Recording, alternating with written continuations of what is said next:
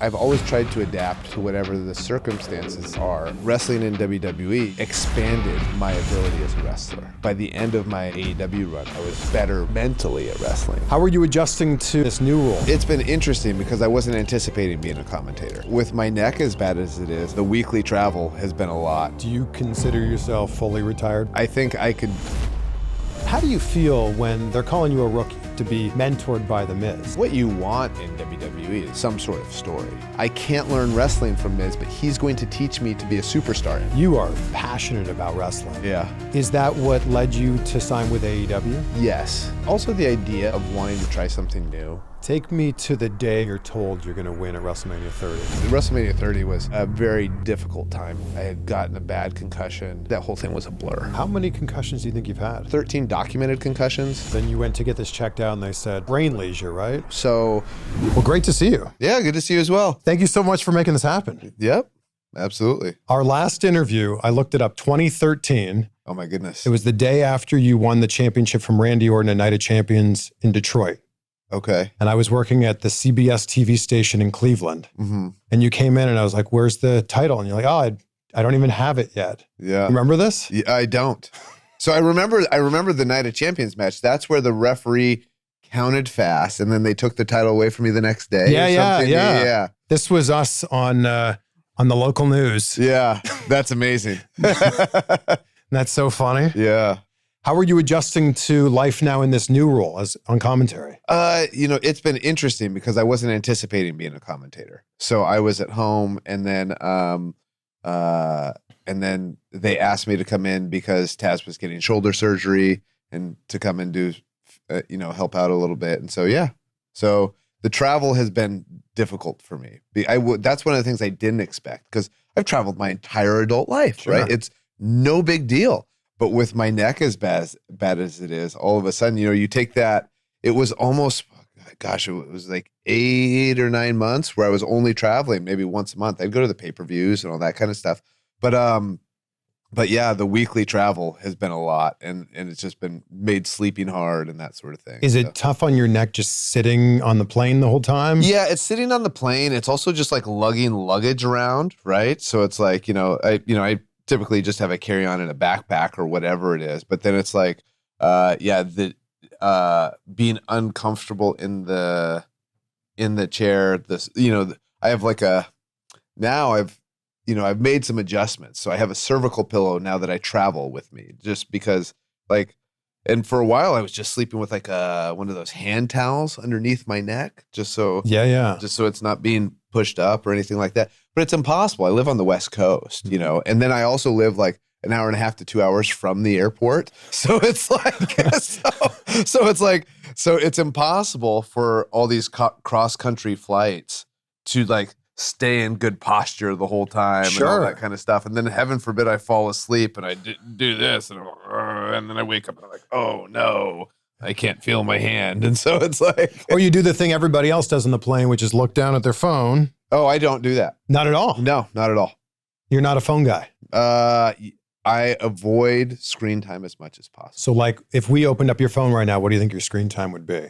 I don't know. It's higher on days where I'm traveling because I just FaceTimed with my wife and kids, and I do that a couple times. When I'm traveling, it's like I rented a car yesterday because I got in early. So I wanted to go to Whole Foods. So then I have my maps up. And then for whatever reason, my maps adds to my screen time. Well, it has to stay open the whole time. I get it. Well, but it's on Apple CarPlay on the phone. Oh. So, I don't get it. I'm perplexed by my screen time. Sometimes there'll be this thing where if I add up all the things, because for a while I was almost obsessive about my screen time. It was like, okay, it has to be under an hour a day, complete under an hour a day. And then I'd look at my phone, it would be like 1 hour and 45 minutes. I was like, there's no way. I was on the phone for like 10 minutes today.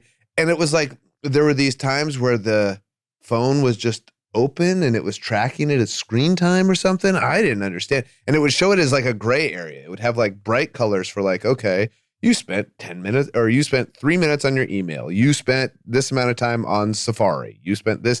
And then there was this large gray area. And I'm like, what's that gray area? And it's just when your phone's just open.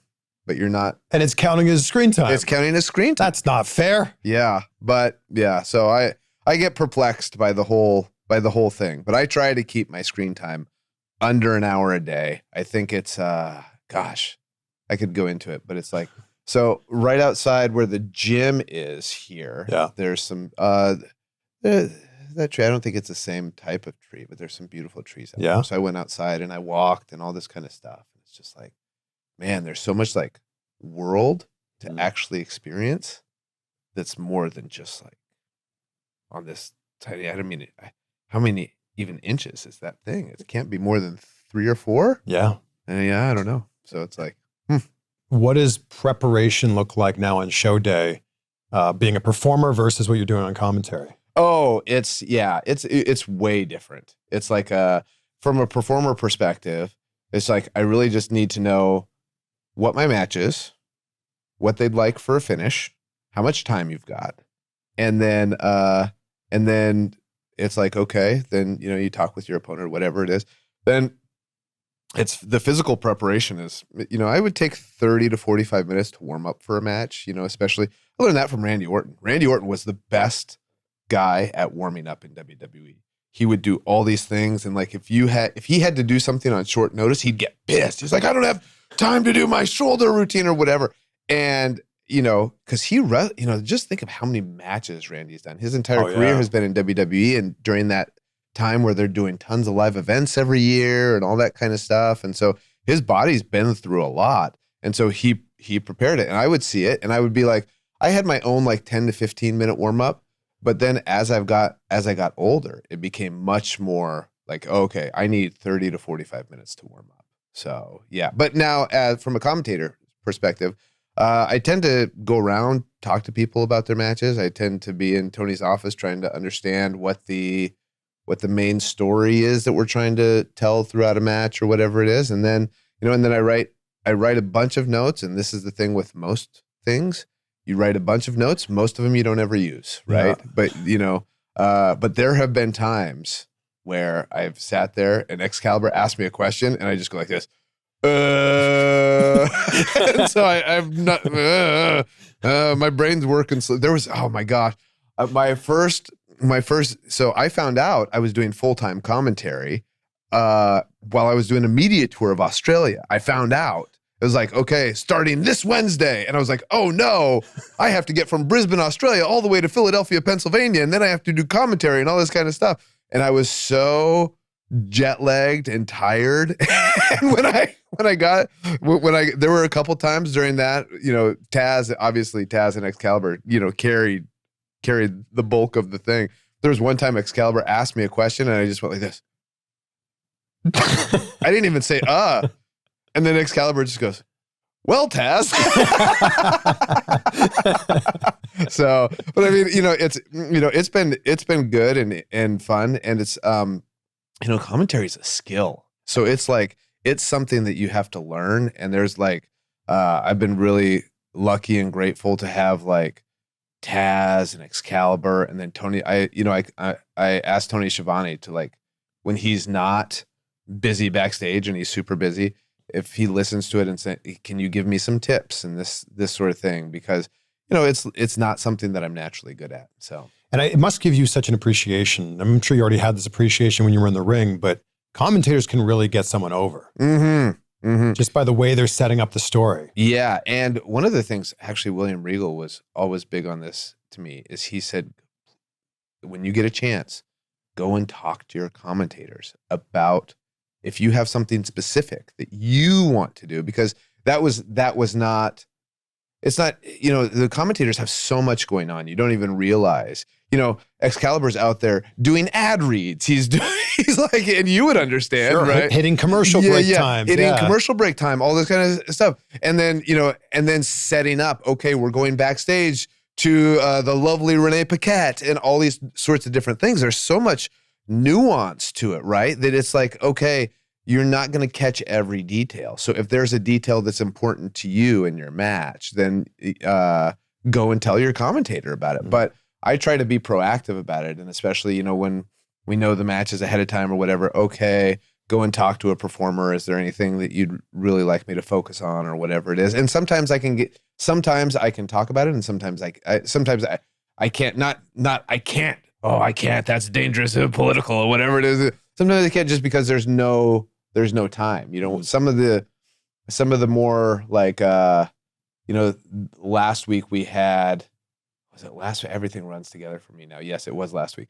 We had a 4-team tag team match to determine the number 1 contenders for the tag team titles.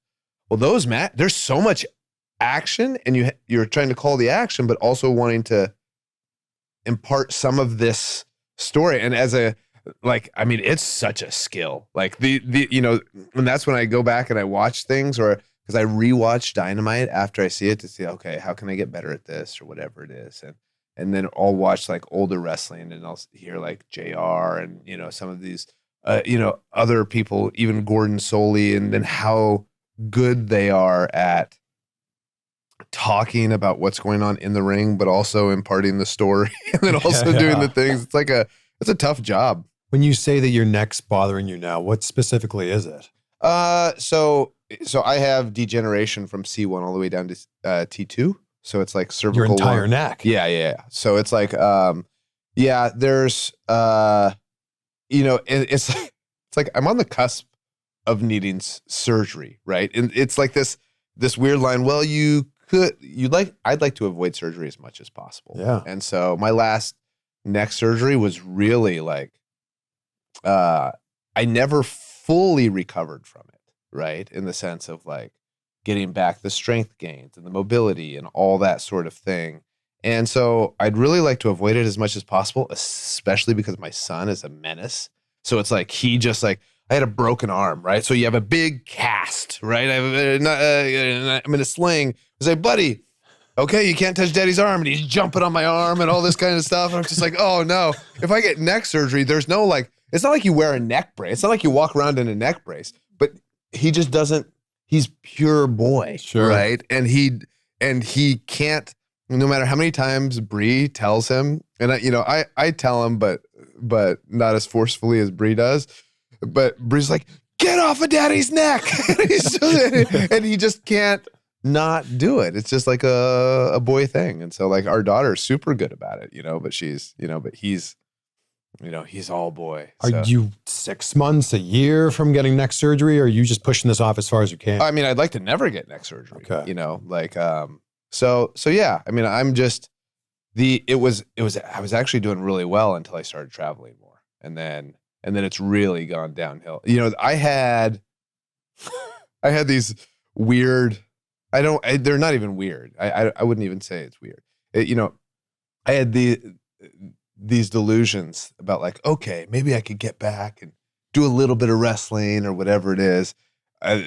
Those, now I see that they were delusions. Like this traveling is like, oh, okay, yeah, this is not, that would not be a good idea. Do you consider yourself fully retired from the ring right now? I hate the R word because I was forced to retire before. And so it was just like, yeah, so I never consider myself fully retired. Like, I could, I think, and this is how I think, and this is how a lot of wrestlers think, well, I think I could do this in this situation if needed or called upon or whatever it is. But yeah, I effectively for the Bryan Danielson that I used to be, yeah, that guy doesn't exist anymore. But that's the thing. Do you want to go back in the ring if you can't be that Bryan Danielson? Oh, I mean, I would love to, not on TV, right? Like, so for example, I find I spent so much of, I don't want to say so much, a large portion of my early career doing Butlins shows in the UK because I was very bad at performing to an odd, like being entertaining, right? And William Regal hooked me up with Brian Dixon. We'd go over it. And these Butlins holiday camps, they're just like, it's like you pay $500 for a weekend and your whole family can go. And it includes food, it includes entertainment. So you see magicians, you see musicians, you see, you can go to a dance hall and in the afternoon there's wrestling. So these people aren't wrestling fans. They just want to be entertained. You know what I mean? And so it's like, William Regal had me go over there because, although I naturally picked on the wrestling aspect of it very quickly. I did not pick up the entertainment aspect very quickly. And so I spent a lot of time, and I learned to love it, right? Like go out there and I'd sing the American national anthem very poorly and forget the words. And like, there would be times where I'd be like, okay, how many times can I accidentally hit myself in the crotch? And like all these sorts of things. And so it's like, and we were doing it 6-7 days a week, every week. There was one, the first time I went was 2003 and I was there for 6 months. And in the last 15 days I was there, I wrestled 21 matches. And so it's like, and so you kind of have to, with this kind of schedule, and you're doing long drives every day and all that kind of stuff. Yeah. With that kind of schedule, you had to be more entertaining. That's what Regal said. He said that stuff saved me when I was hurt. When you look at William Regal's career, I remember all the great wrestling matches. What I think a lot of fans remember is his comedy skits backstage and how funny he was. And then if you look at his ring stuff when he was at, he was doing a lot of like flexing and then pushing his bicep up and all that kind of, but that's all stuff that you learn from doing these like holiday camps versus at the time I was doing a lot of independent wrestling that was very much geared towards having great matches. Right. So yeah, that said, I think I could go have fun matches and have fun doing the fun matches, but then I don't think that that's the TV. That's not the kind of wrestling fans would want to pay to see Bryan Danielson do. If you weren't comfortable entertaining in front of a crowd, when did it start to click for you? I would say after that first tour of England. So what that's year? 2003. Okay. So yeah. So in 2000, by the end of that run, I got really, really comfortable. And I would say before that, I have what a lot of wrestlers have. You see a lot of wrestlers, they're psyching themselves up or they're mildly stressed or whatever it is.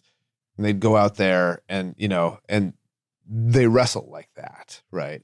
The first time I really felt like I can relax while I'm out here and I can have fun doing this and then getting comfortable with it is that 2003, that 6 months that I spent in England in 2003. And I went back there in 2005, stayed for 4 months. I went back there in 2008 again. And by 2008, I'm a decently big name on the independent scene. And I just left for 3 months just to go do these Butlins shows. And I was making like 50 pounds a show. And it's like, but it was just fun. You know what I mean? And so yeah, that's when I started getting comfortable with it. And then one of the things that I couldn't believe happened, my first match back was against, I'd been in England and then they flew me back to do a Ring of Honor show in New Jersey against AJ Styles. And I was like, at first I was like, okay, a little nervous. I haven't done this kind of match in 6 months, And then once I got out there, I was like, oh, like this whole thing has just changed my what goes on internally while I wrestle. And I think that's what must have happened with the territories. When you talk about like, okay, Ric Flair doing X number of shows, he must have at some point kind of stopped stressing about it and trusted in his own abilities and being able to go out there and do that. And I think when you are that confident in your ability to go out there and do something, then that opens you up to being more entertaining. That opens you up to being more fun and all that kind of stuff. What do you think your career would look like had WWF not got bought by WCW or WCW not get bought by WWF at the time? You're signed at that time. You're there for how many months is it? A few months, right? Oh, I was there early on. I got bought, or I got a contract when I was under contract for a little over a year. And I don't know if people realize that. No. You were there like 20, almost 25 years ago. Yeah. I got signed in February of 2000 and then got let go in June or July of 2000 or of 2001. So yeah, it was, but I mean, I don't know. My career, I think, and I think my life was better because I got fired then, right? But that's all hindsight, right? At the time, it was just like I thought I was the richest man alive when I got fired. I was making, at first they hired us at $500 a week, which is $26,000 a year. And I thought I was so rich because I grew up below the poverty line, and I was just like, oh my God, you're just going to give me $500 every week to wrestle? Like, this is unbelievable. And then when we moved to Memphis, so we were in San Antonio, when they first gave us the deal, then we moved to Memphis and they paid us $750 a week. And I'm like, oh my, this is the most money. I can't even imagine having this much money, right? Like, what is this, And then they fired me, and it's like, oh no. And it's like, okay. But then they pay you for 90 days after that. And I'm like, oh wow, this is just like free money. And, I don't even have to do anything. Yeah. I mean, but it was weird because then I had to start building a name on the independent scene, and then you're going back to the idea of like, okay, there was this great company called ECCW. I'm pretty sure, and I could be wrong, but I'm pretty sure it stands for Extremely Canadian Championship Wrestling. And but they would do like 150 shows a year. And so they were based out of like Vancouver and Surrey, British Columbia. And so I moved back home, lived with my mom, started going to community college, worked 2 jobs, and then I'd go up on the weekends, and they do like 3 shows every weekend.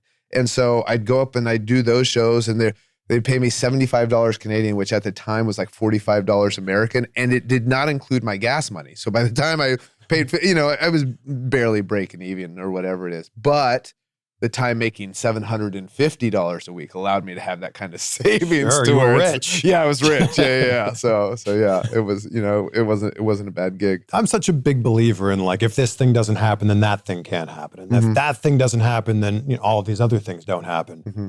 It eventually ends up leading you to go back to WWE. Mm-hmm. But how do you feel when they're calling you a rookie?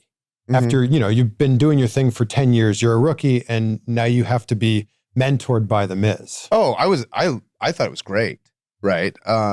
Because what you want in WWE is you want some sort of story. So, and this is like one of the things that I had a hard time with is, so when they signed me, I had longer hair and like a little bit more of a wilder look, right?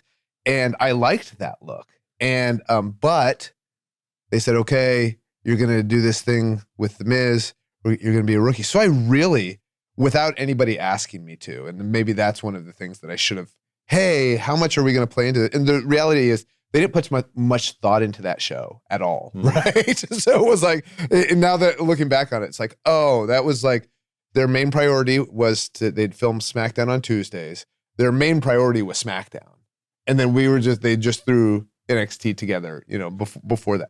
But I thought, oh, this is and it was a huge opportunity, right? To be on TV. So what I did is I cut my hair more to look more generic. I tried to look as generic as possible with the idea. And me and Miz, like, were collaborating on this stuff of some ideas. And Miz was great about like pitching ideas to like the writers and all that kind of stuff. But all these things of, okay, I can't learn wrestling from Miz, but he's going to teach me to be a superstar. And me being frustrated, like, that's not important. The only thing that's important is the wrestling. And, that kind of thing that people think that I actually think, or that people think he would actually think, or like, oh, this could be a really good TV dynamic. And we both thought that. And then none of it ever happened. So then I just looked like a nerd for no reason. And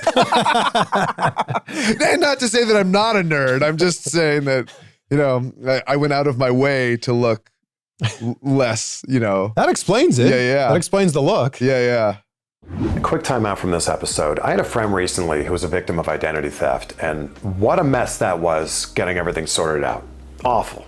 And that's one of the reasons I use today's sponsor, NordProtect, a true all-in-one hub to protecting your identity. NordProtect combines monitoring, alerts, recovery, and support all in one service. It really has you covered from every angle, offering 24/7 dark web monitoring to spot leaked personal information, credit monitoring with alerts for suspicious activity, and real-time notifications to help you act fast if there's a breach or stolen account. And NordProtect has your back with up to $1 million in recovery for eligible costs like attorney fees, lost wages, and recovery expenses. Setup is quick, and they have 24/7 customer support who can help out at any time. So if you want protection that actually does something, take advantage of the amazing NordProtect deals going on right now at nordprotect.com/insight. It's risk-free with a 30-day money-back guarantee. That's nordprotect.com/insight. Everything you keep coming back to with all of this is just like, you love wrestling. Like, you are passionate about wrestling. Yeah. Is that what led you to sign with AEW? Yes. I would, yeah. And, also the idea of wanting to try something new. Like, I always kind of wanted to push myself. I knew it was probably the last wrestling contract I'd ever sign, I wanted to see, I had watched Cody wrestle Penta and Cody, and I used to ride with Cody. He did this, like, they're both standing on the top, and Cody did this top rope Frankenstein on Penta. I was like, is that what you have to do? Like, and part of it is scary, and part of it is like intriguing. Like, oh, can I do this? I used to be able to do this style. Can I still do this style? And it's the style that I gravitate towards, is like a more athletic, sports-based style. And so, I wanted to see that. There was also the idea at the time, the pandemic was just kind of ending, and we're starting to do live shows again. I didn't know if WWE was going to start doing the live events and stuff again, because that schedule, at that point we had 2 kids, and I was like, I don't want to do that schedule anymore. Like, at AEW, it's just Wednesdays. At the time, it was just Wednesdays. And I was like, that was a very appealing schedule to me for my family. And then I also wanted to see if my body could still do some of these things. And, some of it could, and some of it couldn't.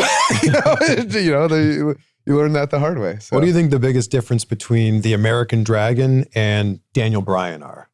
Oh, I don't know. I mean, it's all what the companies wanted, like the Daniel Bryan is a character, and people relate to characters, right? Bryan Danielson is closer to me, but it's still a character. It's not like, okay, if I'm talking about violence, I'm not a violent person, right? When I was a kid, I grew up in a logging community. So yeah, we'd get in fights or whatever it is, but it's not like that's my thing, right? I don't, not looking for a fight. Yeah, I'm not looking for a fight, and so it's like, so it's just interesting. I think I adapt.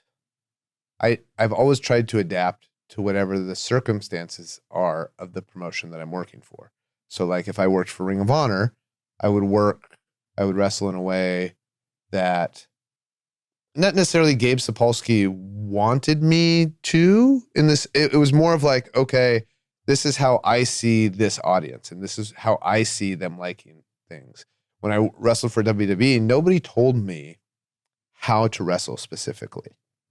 I saw the WWE audience liking certain things. I thought, okay, I will wrestle this way. And that's how I wrestled in AEW. Okay, the AEW audience likes this sort of thing. I will wrestle this way. When I wrestled in Butlins, the Butlins audience likes this sort of thing. I will wrestle this way. And so it's all, it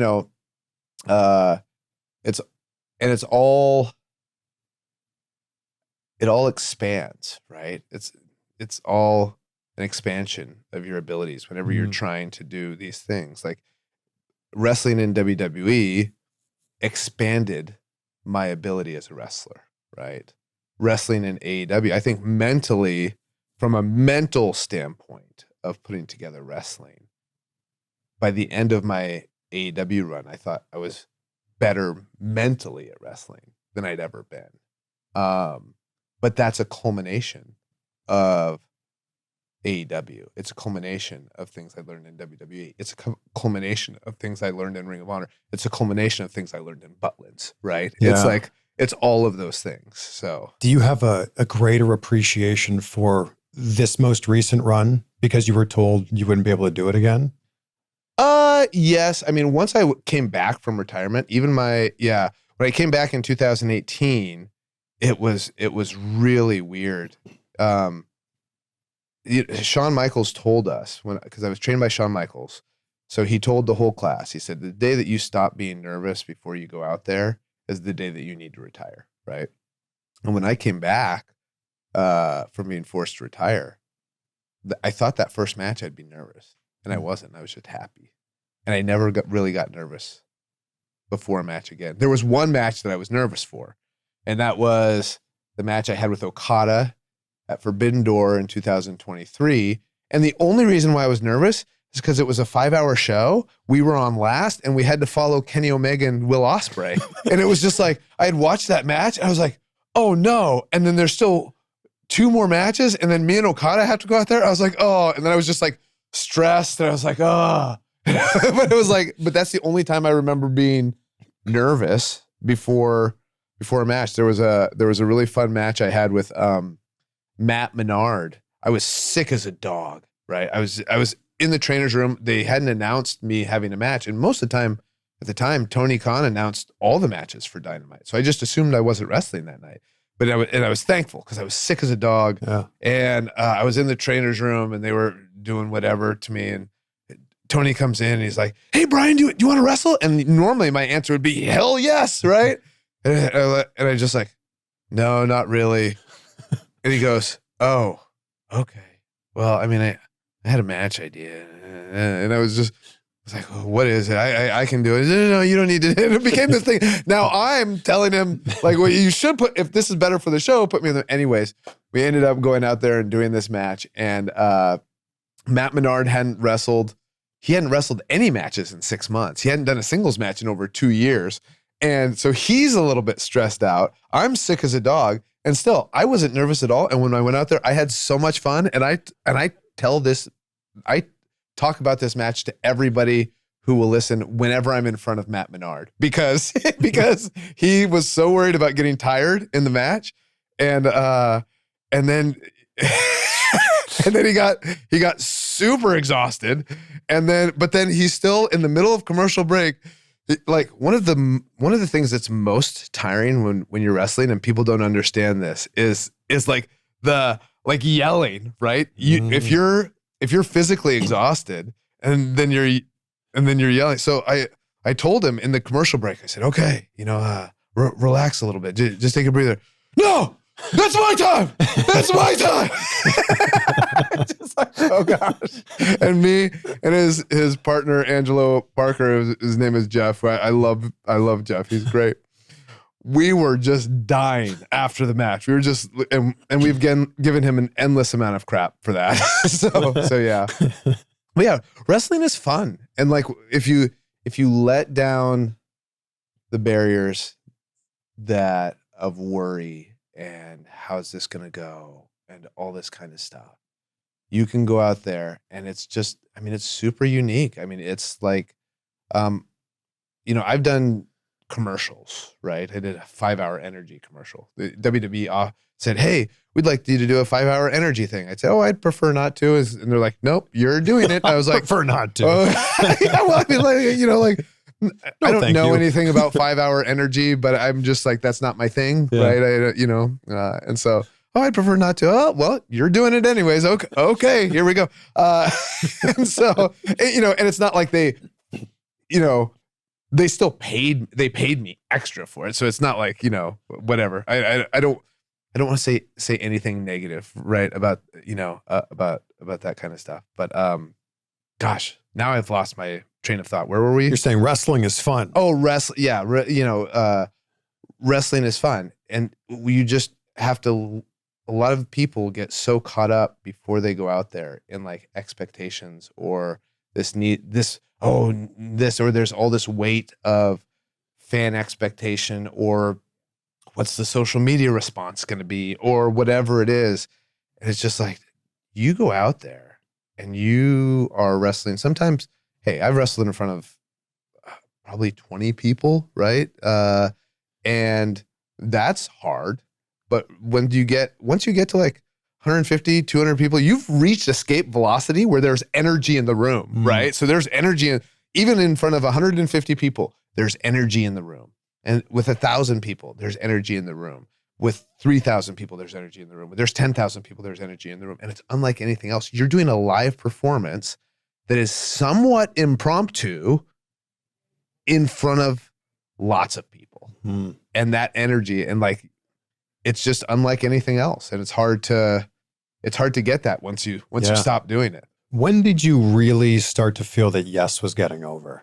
Oh gosh. Like, what's the earliest memory of going, oh, okay, we're on to something? Yeah. The first time we were in Seattle, and Seattle's was always a hard place to say if something's actually getting over or if it's just my hometown crowd. But it was like, okay, I had done the Yes thing to be annoying and to be a bad guy.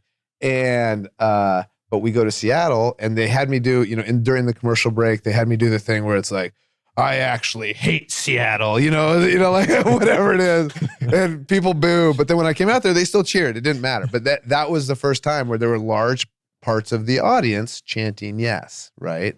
And then, yeah, I mean, I wasn't sure. And then when they had Sheamus beat me in 18 seconds at WrestleMania 28, maybe? It was 28, yeah.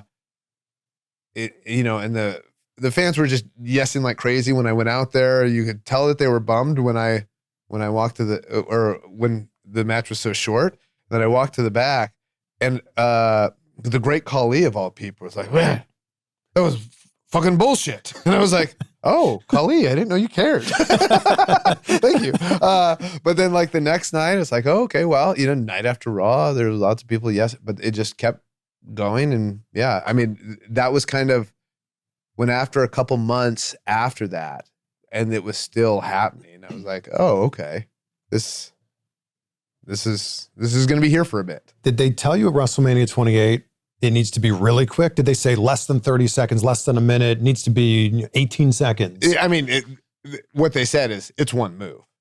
It's like, so that, yeah, that was the direction. It's like, okay. Did you say, excuse me, why? No, I wasn't at that point in my career. Or I wasn't on and also I've never been somebody who's been like, wait a second. Why would you beat me in 18 seconds? Or why would you beat me with just one move or whatever? It's like, okay, that's the creative direction. I'm going to do the best that I can with it. And I find that, a lot of people put up stinks about a lot of things or whatever it is. But I think, okay, this is, if you have an idea, it's like, oh, well, what if we do this? Right? Nope, we want to do that. I mean, you can put up a little resistance if you really don't like something. But then if this is what the boss wants, you're better off to do your absolute best at what the boss wants and then try to get over from that. I think a great example in AEW is Swerve Strickland, right? Like he came in and he lost a lot of matches, but it was always like, yeah, yes, sir, Tony, whatever you need, I'll go out there and do. And then now look at him. He's main evented pay-per-views. He's a world champion. He's fantastic. And then there will be people who will take the other idea of, oh, I don't want to do that, or I don't even want to lose, or this or that or whatever. Man, it's not real. It's like, there's a couple guys in wrestling who would do well in MMA. There's a couple, not many. And so it's like, okay, I mean, you can go if you want to win every match, you can go try MMA. I mean, most MMA, we're in Houston, right? I'm sure there's an MMA gym here. Sure. You could even just try out the best guy at the local gym here in Houston in your weight class. Yeah. And see how it goes. Sure. Right? Probably won't go so well. Right? Yeah, because you've spent, and not to say that guys in wrestling couldn't do it. It's just we haven't spent time training to do it, right? And so it's like, but it's, yeah, I've always been a little bit perplexed by some of that kind of stuff. Can you believe it?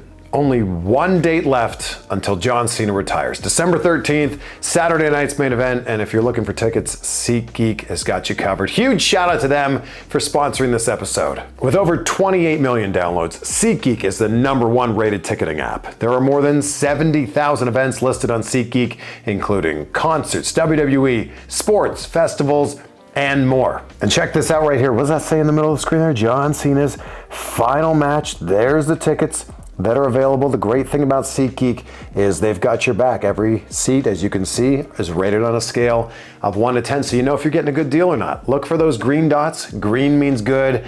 Red means bad. Orange means not so great. Plus, every ticket is backed by their buyer guarantee. And if you're going to be there in Washington, D.C. for Cena's final match, I will see you there, and I'll bring the tissues because you know it's going to be emotional.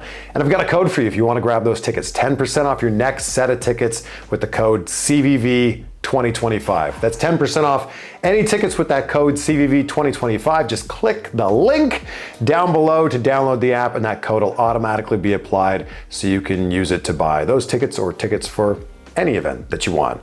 Big shout out to SeatGeek for sponsoring this episode. You've now become like the preeminent example of like getting over organically and the company listening to it. Like there's been so many examples in recent years where it's like, this feels like the Daniel Bryan thing. If only they'd listen. When did you feel like they were starting to listen? Oh, I mean, it was all circumstance, really. It was like, what makes that hard, what would make that hard now in either company is that you have so many guys on top that one are great and two people want to see that aren't stale or anything like, So what are the circumstances you're talking about? So a big one was Punk quitting a bit in WWE. The other one was that fans, I think in 2013, fans were wanting somebody new. And at the time, they were, there was a big one. They did this championship unification thing. It was actually super special for me because it was the last time my dad ever got to see me wrestle before he passed away. But they were doing this championship unification match between Randy Orton and John Cena. So they had all the ex-WWE champions, all the ex-World Heavyweight champions out there in the ring. But we're in Seattle, so everybody's going crazy for me, and I, in my head, I was like, oh no, this is not going to turn out good for me, right?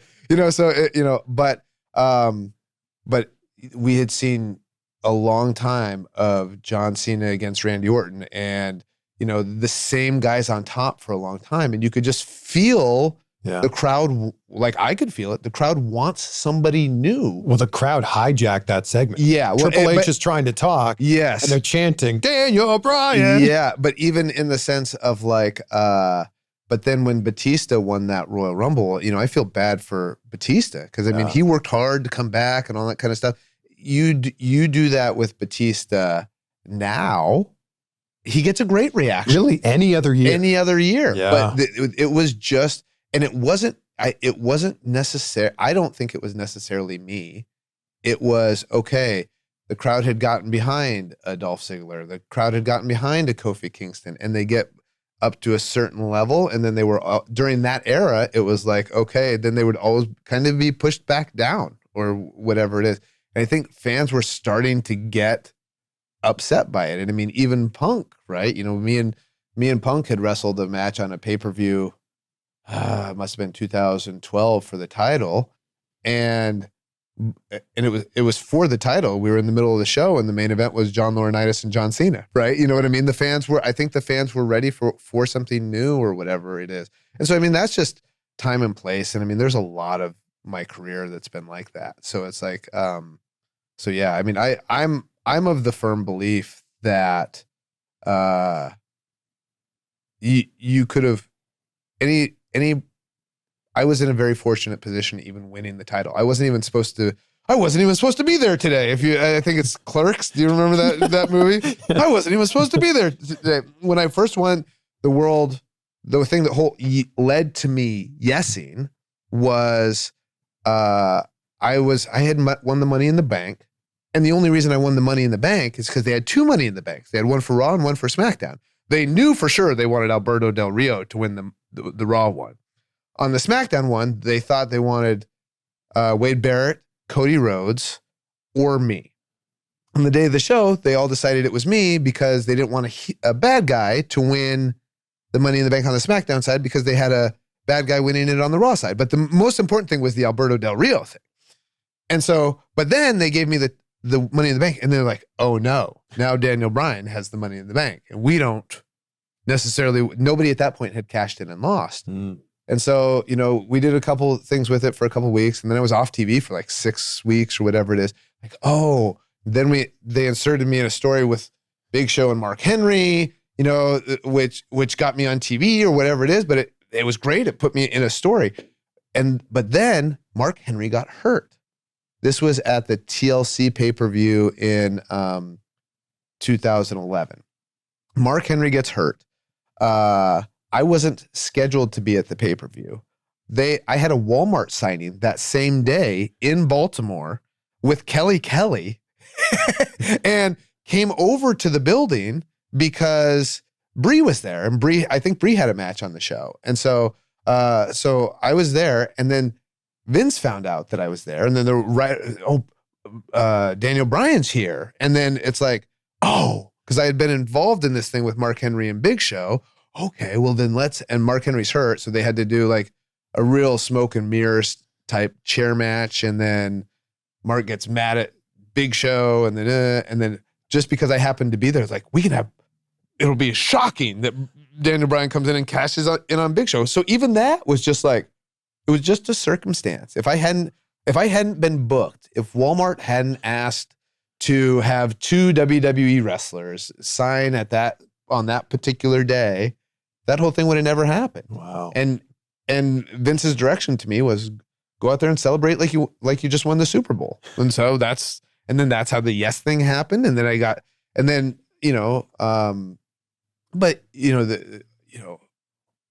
a lot of these are just circumstances. If they had let me and Sheamus at WrestleMania 18 go out there and wrestle for 20 minutes and then he beats me, I don't know if it would have stayed as hot. I mean, it was more angering that they just had him beat me in 18 seconds with one move, right? Yeah. So it's like, all of these things are things beyond my control. I have nothing to do with any of these things. And they're just these weird little gifts, right? Yeah. So take me to the day when you're told you're going to win at WrestleMania 30. Oh gosh, I don't even remember. I honestly, I don't. WrestleMania 30 was a very difficult time period for me because I had my neck was really bad. I had gotten a concussion that I had to hide, not had to hide, but I mean, like, I realized I was in this trajectory of going to WrestleMania 30. I had gotten a bad concussion, but I had to hide it and was doing live events with the concussion. And then I was wrestling one match, and after the match, I was in the shower and I couldn't even stand. Like I was just like, oh, and I was riding by myself and I had to ask a friend to drive me to the next town. And then, I got WrestleMania 30. WrestleMania 30 happened. I was not in a great headspace, to be honest. I got married on the Friday. My wife and I went on a honeymoon, and we got this. I'd never been to Hawaii before, so we went to Maui and we stayed at this eco retreat, and it was awesome. But I was staring up at I was looking up, and you had this like portal to the moon. It's so brilliant. But we had this portal to the moon, and but the room just wouldn't stop spinning. And at this point, the Chris Nowinski concussion book had come out, and I knew that I'd been lying about concussions for a while. And then we get back from our honeymoon on the Saturday. We fly to Baltimore, which is the place where I first won the World Heavyweight Championship, cashing in that Money in the Bank. And then I found out the next morning my dad died. Completely unexpected. Oh my gosh. So it's like, people ask me about wrestling. Honestly, that whole thing was a blur. It was just a blur, right? And so it's like, I don't remember them telling me who told me what. I mean, it was a wild one. How many concussions do you think you've had? So I've had 13 documented concussions. Who knows, right? Think the number's double that? Triple? Yeah. Who knows, right? I don't know. It's just weird because, when I started in 1999, the idea is that like, oh, you just got dinged, right? Your bell rung. Yeah. You got your bell rung. And so, with all the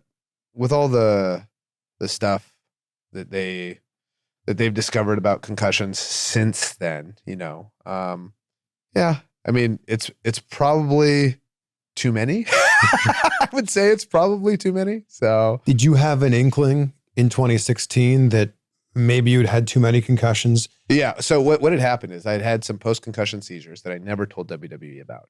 And then that sounds scary. Yes. And so then Brie, who had been there to witness a post-concussion seizure, she said, the next concussion you have, and she was worried about me, when we were on our honeymoon and, the room's spinning and this is supposed to be the best week of our life or whatever it is. Right. Yeah. And there was also a semi-funny incident, but she became worried that it was because of concussions rather than just my overall aloofness.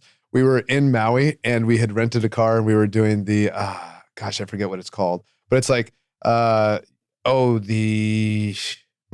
matter. You're going along the east side of the island. You're doing this drive and and then we stopped at this beach. We made a million stops just to see, all the different things. And we stopped at this beach and the waves looked great. And I'm like, I'm going to go body surfing. And so I go in the car and then Brie took this picture of me as I'm emerging from the water, just like, oh, Bryan just must be the happiest man alive. And then she goes, where are the car keys? And then I was like, oh no. And we lost them to the Pacific Ocean. And then and then I had left them in my pocket. I don't think that was because of concussions. I think it's just my overall aloofness. Sure. As far you were as excited to jump in. Yeah, I get it. Yeah.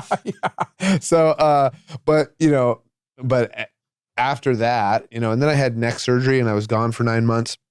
But she said the very next concussion you have, you need to tell them about this. How long would these seizures last? It's impossible to tell when you're in a seizure, right? Like time doesn't exist. It's almost like when do you meditate? I do. Yeah.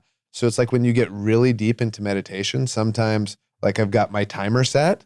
I was like, that was 30 minutes. It felt like nothing. Yeah. Right. And so, not to say that seizures are anything like meditation, but the loss of time. Yes. Yeah.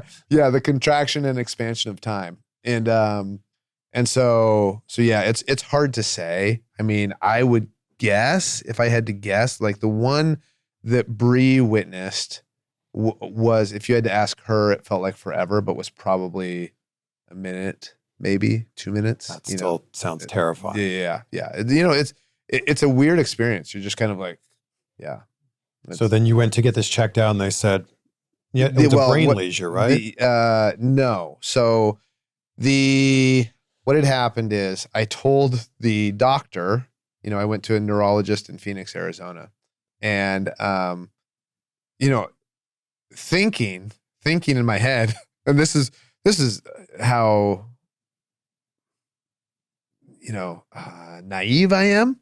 So thinking, okay, I can tell the doctor and he won't put it in the report that WWE gets, right? And I said, and then, and hoping that, he and I could work it out together.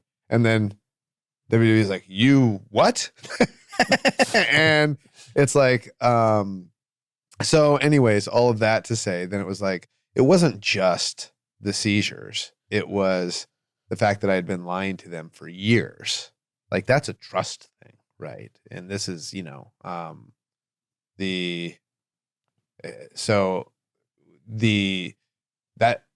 that neurologist had actually cleared me to wrestle. He said, you need to, they looked at, okay, does Bryan need anti-seizure medication? In which case, I mean, that would have been a very different situation. It was determined I didn't need anti-seizure medication. I hadn't had a post-concussion seizure since 2012. And so yeah. And then, but then they were like, yeah, it's probably smart, and WWE has to worry about liability and all of these different things. And then the head of medical for WWE, Dr. Joseph Maroon, who I became very close with. He's great. He he has to worry about his own personal liability and all that kind of stuff. And I understood why I was forced to retire. And the idea is I was trying to get out of this. I knew that they were kind of leaning this way, right? And it was a full year, almost a full year after that concussion where I actually announced my retirement. But that year I was trying to like prove that, okay. And then and I was doing all these experimental things, right? They hooked up all these EEGs to my head or whatever it is. And in this thing, they said they saw a brain lesion, right? And then it was like, oh boy, and then, I had told them from this point forward, I will be completely honest with you with all of my medical stuff. And so I told them the results of that. But now you get into the idea of what's a lesion, right? What do you think a lesion is? A cut? No. Yeah, that's what it sounds like, right? Yeah. I've got a cut on my brain. Yeah. But no, it turns out that that's not, it was just an abnormality. Here we see an abnormality in what we would normally see. Call it a lesion. Yeah, and they call it a lesion. And it's not like it's a little bit more than an abnormality, but it's certainly not a cut, right? In the sense that you and I would think of like, oh no, my brain's bleeding or whatever it is. But then so that was the story behind that. That was devastating for me. There's a huge difference between being forced to retire, like I was. I commemorate being forced to retire in 2015 after that concussion. I didn't actually announce my retirement until 2016. But there's a huge difference between being forced to retire and then choosing, like, you know what? I think I'm ready. Christopher Daniels was telling me every wrestler has their last match, but not every wrestler knows when their last match is. Yeah. Right, that's a big difference. Yeah. It's a huge difference. And like, obviously I didn't want my kids to be at my last match, kind of knowing what was going to happen.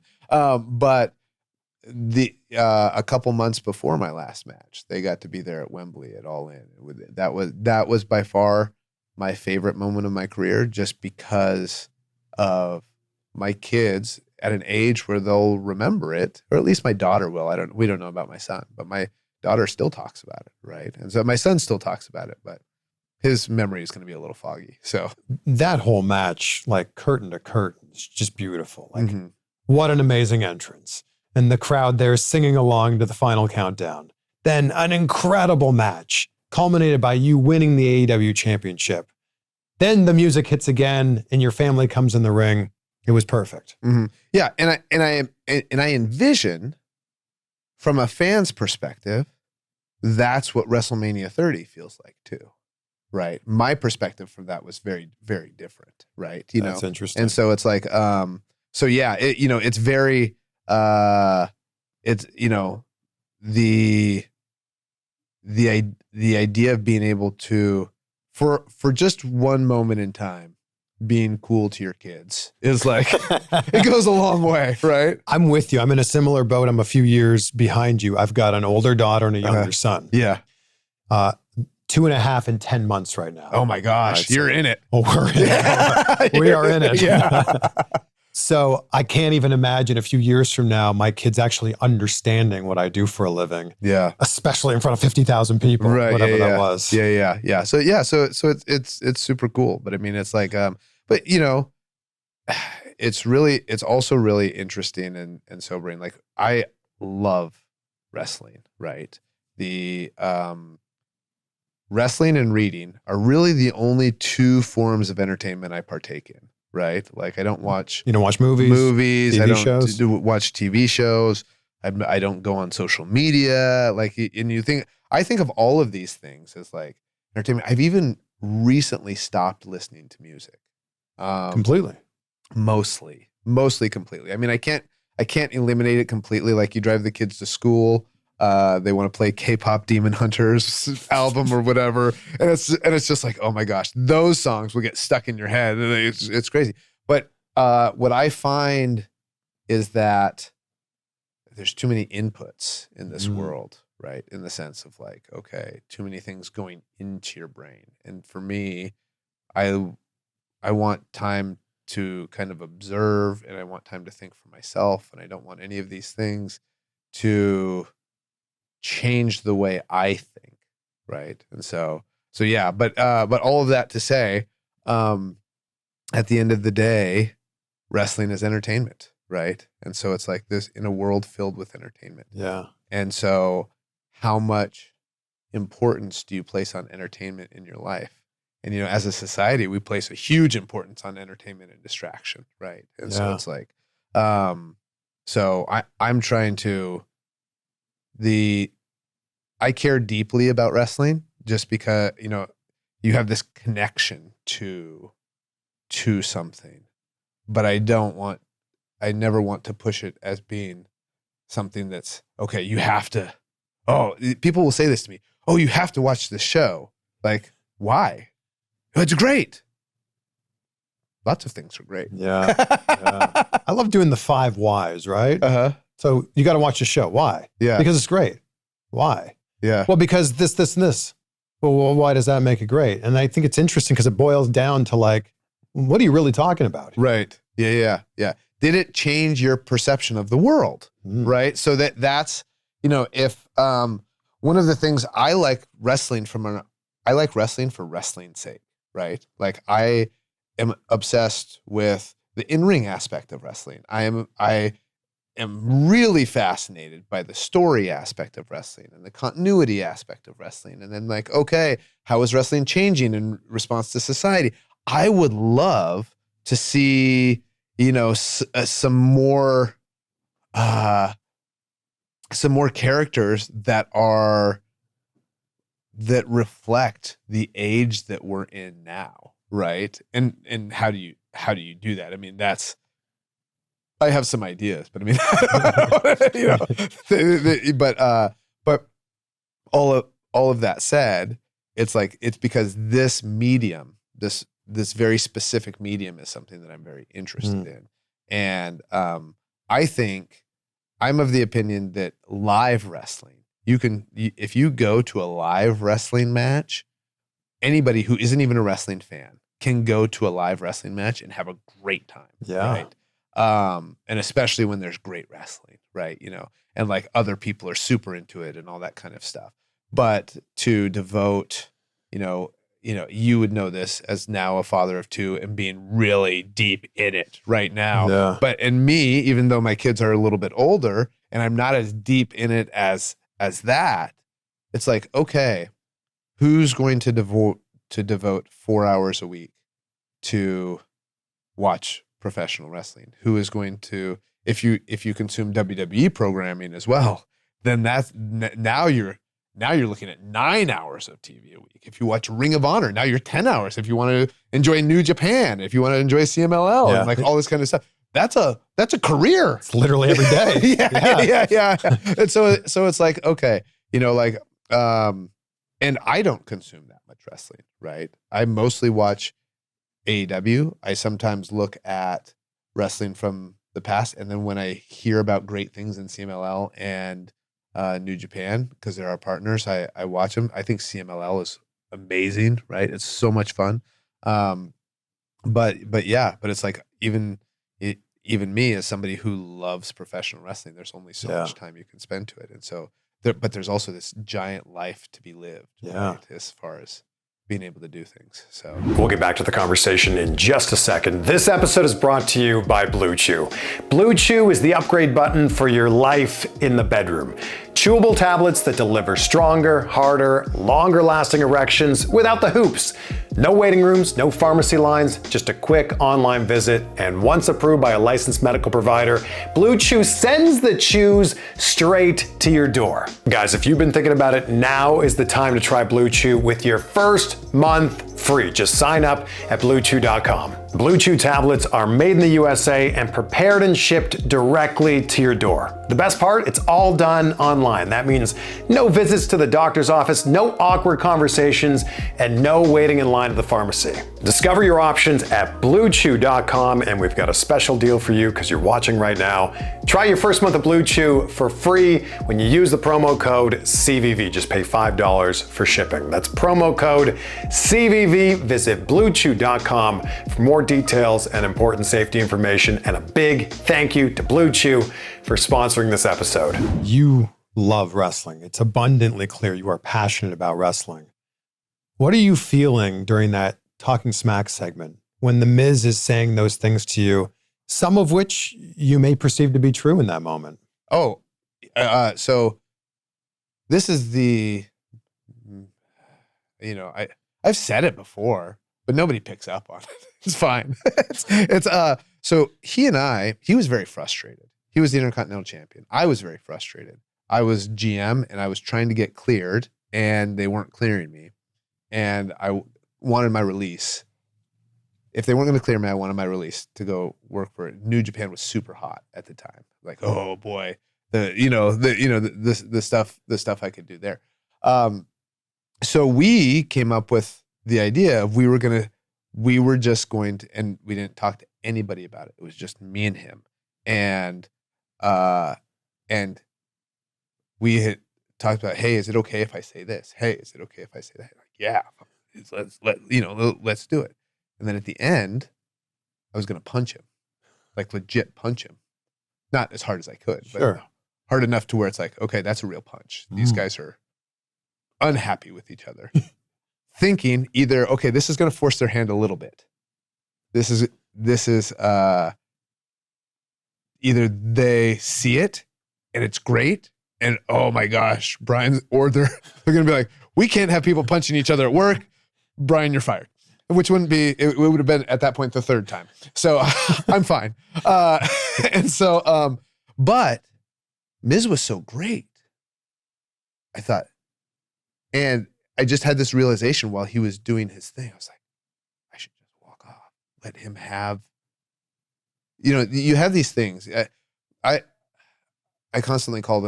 regularly call them delusions. I regularly have these delusions of things that I think I should do, right?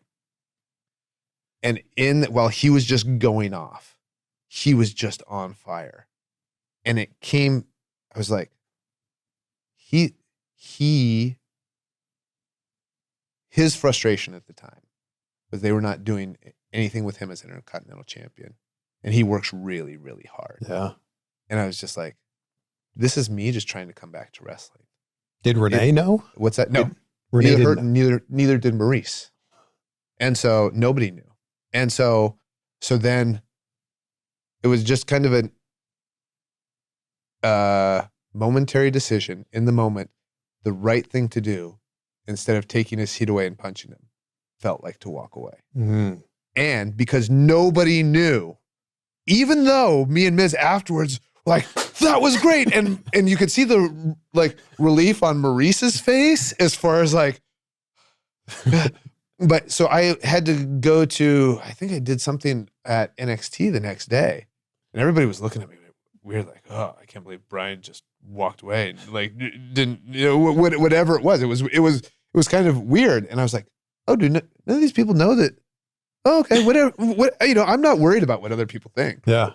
And so it's like, but yeah, that was to me, that's one of the things that I have always aspired to do in wrestling is create these situations where people get invested because, part of wrestling is getting invested because we create a good story and everybody knows it's a story and it's a great story that we've created. But part of me yearns for this imaginary time period where people thought wrestling was real. Now, when did anybody ever think that? I don't know, right? There's, people will say, people used to think it was real. I was like, did they? I don't know. People have been hitting the ropes since, whenever. And certainly that's very cartoonish. And, but I've always had this kind of yearning to get people to believe what they see, right? In a world where, in the wrestling world, where it becomes just entertainment, right? Like, oh, what we saw there for a second, for however long, that's real. And I feel like there's connection there. You know what I mean? Like there's connective tissue to there, and then there's real emotion. And it's, so yeah, that's, I had always kind of held out hope. I always say in interviews that, me and Miz don't like each other or whatever it is, and it's just like, but I think I can drop the act and say I like him, because it's like, I always thought like, oh, maybe we'll do a Butlin's run or whatever, whatever it is, right? Sometime, created this story that's lasted since the time I started with WWE, since 2010. It's like this, you brought it up, okay? Yeah. This thing, and you guys have this antagonism. And we were always working together, and we're very different personalities, so you can buy it. Well, it was cool to hate on Miz for so long. Yeah. And I feel like over maybe only the last year or two, people start to appreciate. Oh, do they? Yes. Okay. He's getting his flowers now. Oh, yeah. Finally. Good for him. Yeah. Good for him. Yeah. Yeah. There's like this appreciation of like, hey, this guy works really hard. Really hard. Yeah. Well, yeah, that's good. Look, I could talk to you all day. I know I got to get you out of here. Before we go, your sister-in-law has come back to wrestling.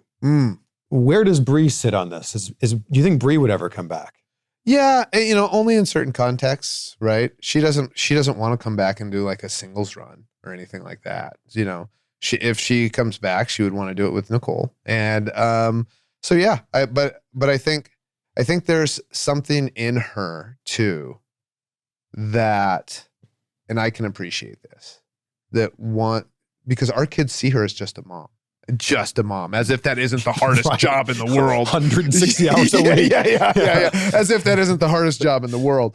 And it's like, and so, part of her, I think, has a desire to have the kids see her in that light too, as far as like, I don't think, I didn't realize it until later how amazing my mom was, right? In the sense of, okay, we didn't have any money. She was a single mom. She was working 2 jobs, going to college. There was one, I don't remember if it was my junior year or senior year of high school.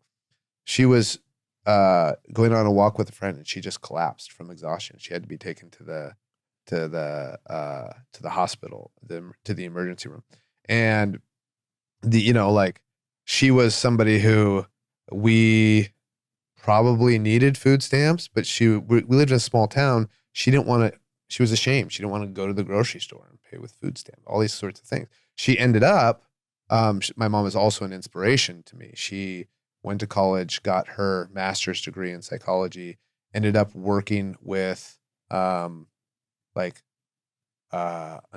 kids. She worked with the Native Americans. She worked in the prison. She got attacked in a prison, being in a room with an inmate. And Whoa. yeah, and so it's like, but she's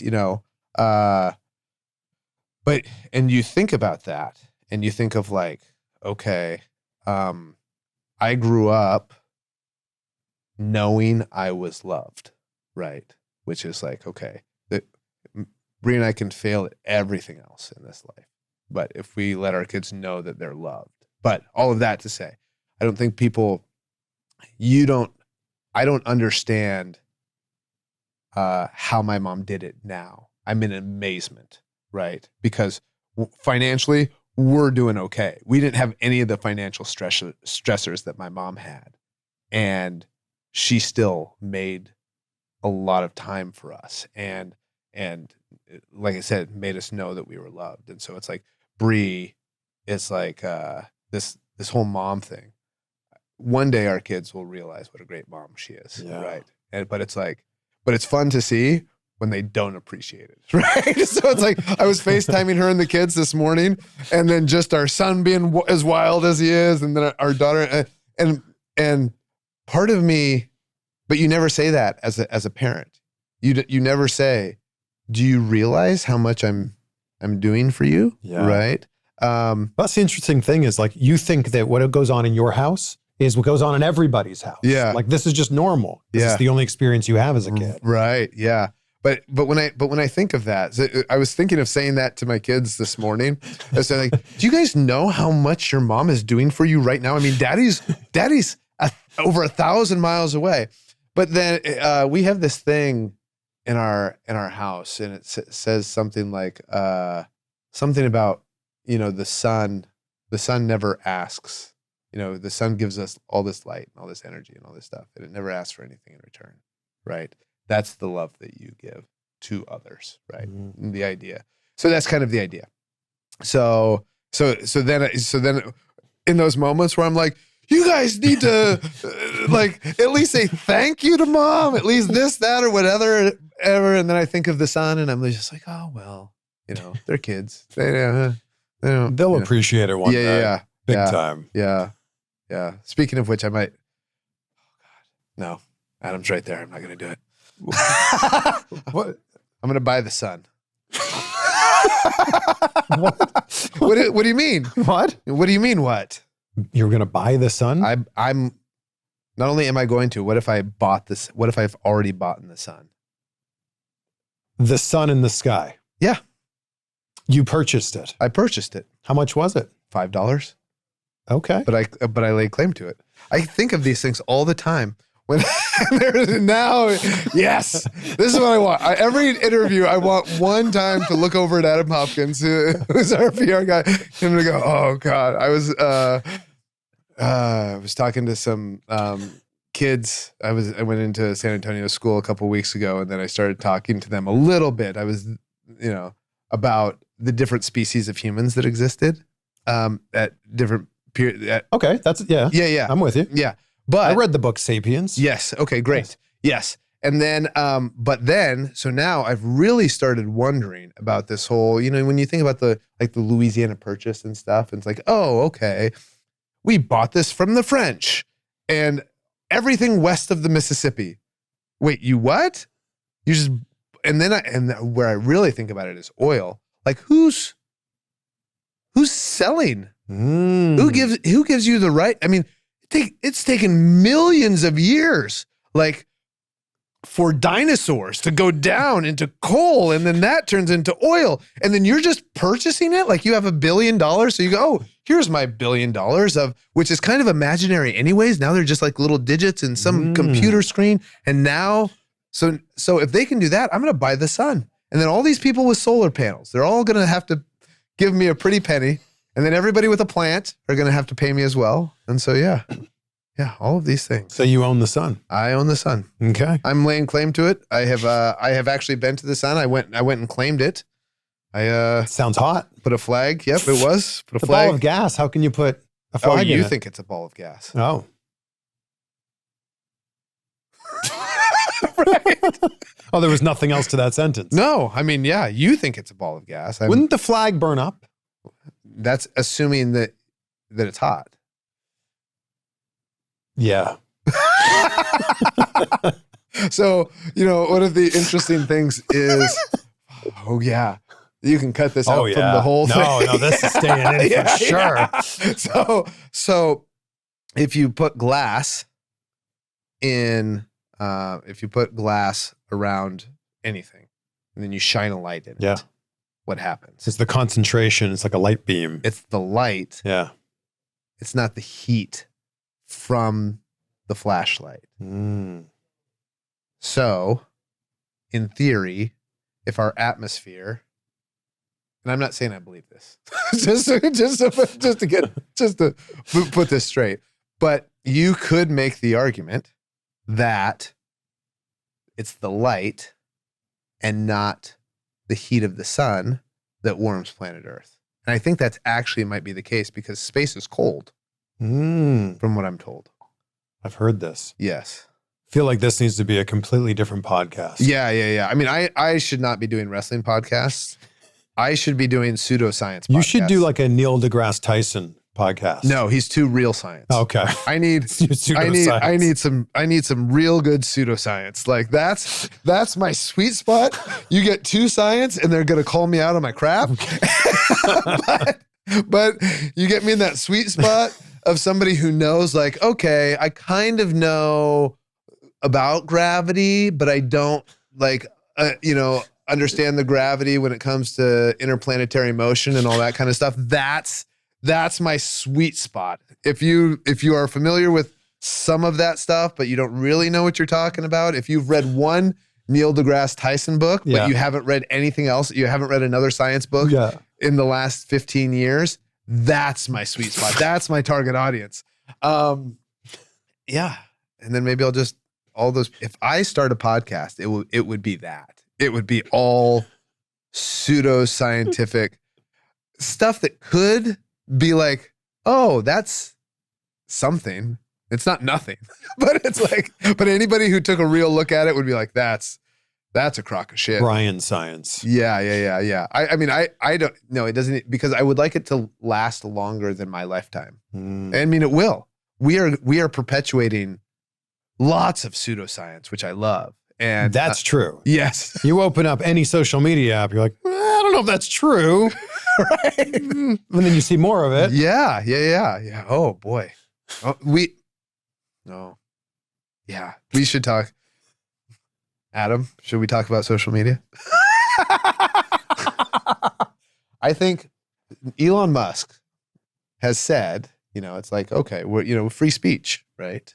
I think we can sue some of the social media companies for some of the things that they've done, not because they're allowing people, you don't want to stop free speech, but your algorithms are promoting these things that are outwardly not true or inciting things that are bad for society. It's certainly an echo chamber. Yeah. Like if you believe a certain thing, your algorithm's likely going to show you things. Even if you don't. So like, I'm not on social media much. The only time I go on social media is to look at things that people post that aren't right for the disciplinary committee. It's like, oh gosh, now I have to remember my login for Twitter or whatever it is. And so, so-and-so posted this or whatever. But what comes up on my thing, because I'm never on it, is just random. Sure. So it's like, they haven't figured you out yet. They haven't figured me out. Yeah. There's not enough information.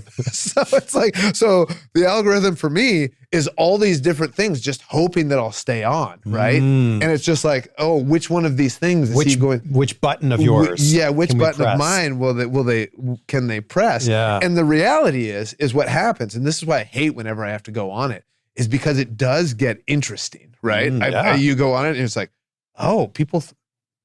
And I'm more like watching it, like people watch this and they believe, like, in everything on both sides. It's like, yes, this is all nonsense. And there's real trees out there that are beautiful that you can touch. Like I can touch that tree. You're going to sit here and look at this? Like, what are you? Yeah. I have thoroughly enjoyed this conversation. All of Which it. Which part? The wrestling part or the pseudoscience part? All of it. Yeah. And I need to have you back another time. Yeah, and that can be a purely pseudoscience podcast. And hopefully it's not 12 years from now. Yeah. I'll end this conversation with the topic that I talk to everybody about. And I know it's a big one for you as well. Gratitude.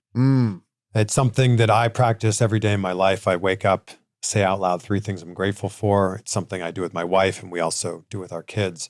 What are 3 things in your life right now, Bryan, that you're grateful for? Oh my gosh. I mean, the number one thing is my family, right? I've been so blessed.